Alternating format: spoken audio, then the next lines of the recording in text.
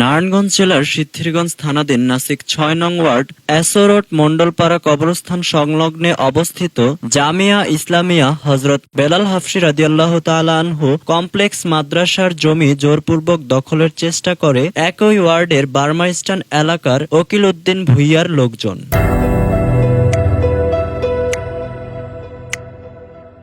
এবং বিভিন্ন ভয়ভীতি ও হুমকি দিয়ে আসেন তারা। বর্তমানে মাদ্রাসার ছাত্ররা নিরাপত্তাহীনতায় ভুগছে।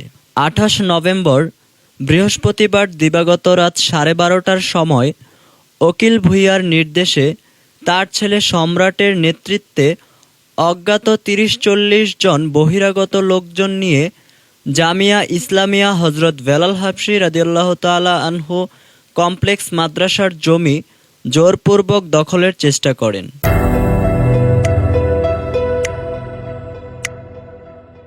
এবং মাদ্রাসার চারপাশে থাকা টিনের বেড়া ভেঙে ফেলেন এবং জমি দখল ও প্রাণনাশের হুমকি দিয়ে আসেন। এছাড়াও ভাঙচুরের এক পর্যায়ে মাদ্রাসার কর্তব্যরত প্রহরী বাধা দিতে আসলে সম্রাটের সাথে থাকা লোকজন কর্তব্যরত প্রহরীকে ব্যাঘাত মারধর করে রক্তাক্ত জখম করে ও প্রাণনাশের হুমকি দিয়ে আসেন।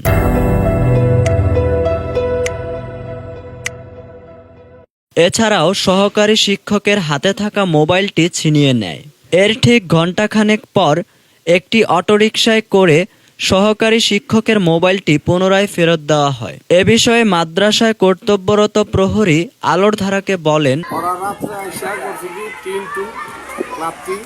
এবং কুয়ান্তি বাইরান্তি বাইরে তারপর না গেট শুরু দিতে পরে গেট খোলাইছে জোর করে খুলছি এবং গেট বাড়িও পারছে বাইরে গেটে তালা নষ্ট হয়ে ফেলাছে। তখন আমার ডাক দিয়া আমার বলে যে আপনি বসেন, আপনি মুরব্বী, ঠিক আছে, ও চাফা, তো আপনি কোনো চিন্তাপাল্টা কিছু করেন না, ঠিক আছে, আপনি চুপ করে বয়ে থাকেন।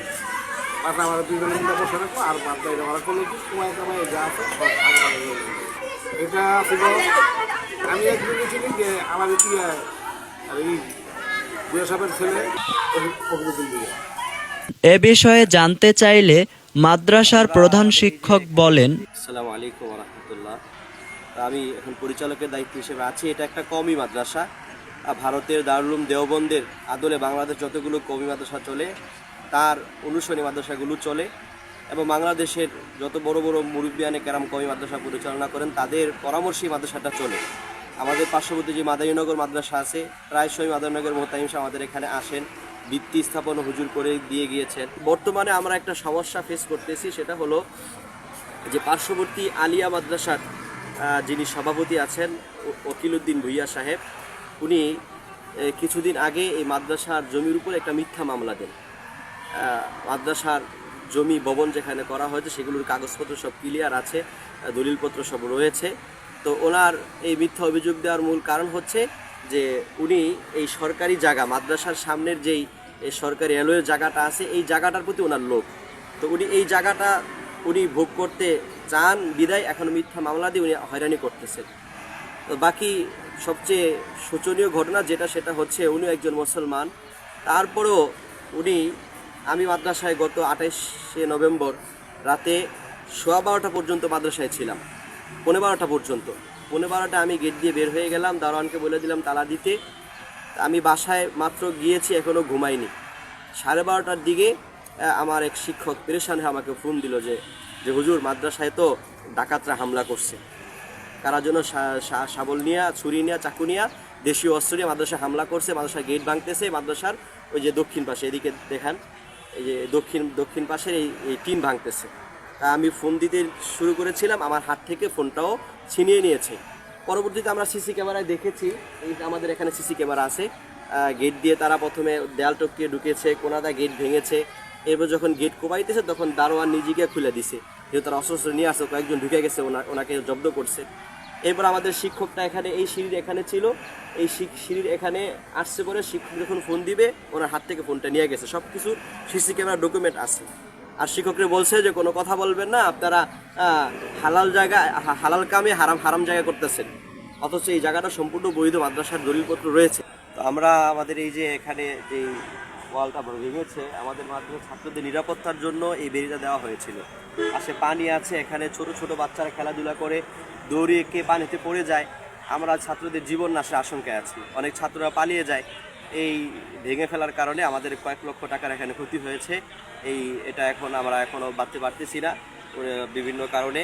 তো এটারও একটা মাদ্রাসা আমরা ভয়ে আছি। উক্ত বৃহস্পতিবার দিবাগত রাতের ঘটনার বর্ণনা দিয়ে সহকারী শিক্ষক জানান, আসসালামু আলাইকুম রহমতুল্লাহ। আমি হজরত বেলাল হাফসি রাদিয়াল্লাহু তাআলা আনহু মাদ্রাসার একজন শিক্ষক।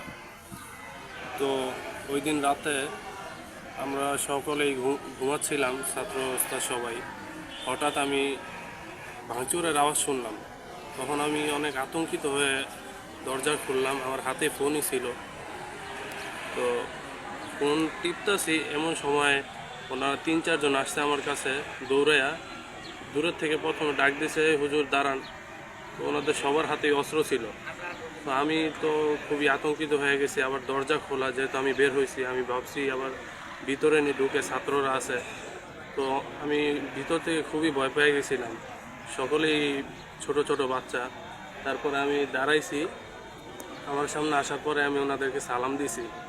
তো সালামের উত্তর নিছে। তো আমার বলতেছে মোবাইলটা দেন। আমি বলতেছি ভাই বড় হুজুরকে একটু জানাই বিষয়টা, তাহলে এটা তো আর সমস্যা নাই। বলতেছে যে না, কেউ জানান দরকার নেই, মোবাইল দেন, নইলে কিন্তু খবর আছে। উকিল ভুঁইয়ার নির্দেশে তার ছেলে সম্রাট বহিরাগত লোকজন নিয়ে জামিয়া ইসলামিয়া হজরত বেলাল হাফসি রাদিয়াল্লাহু তাআলা আনহু কমপ্লেক্স মাদ্রাসার জমি জোরপূর্বক দখলের চেষ্টা করেন এবং মাদ্রাসার চারপাশে থাকা টিনের বেড়া ভেঙে ফেলেন।